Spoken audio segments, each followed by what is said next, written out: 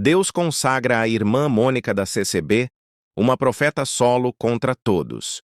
Deus humilha bolsonarismo, pastores e apóstolos.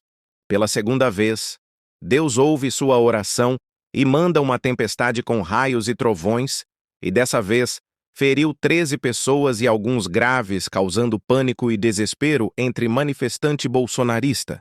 Vejam o vídeo e julguem vocês, mas não diga que Deus não os avisou. Chuva, né, irmão?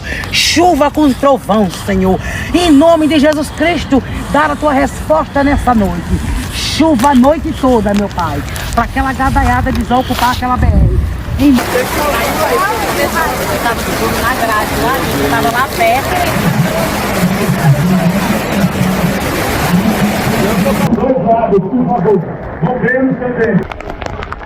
Do outro lado.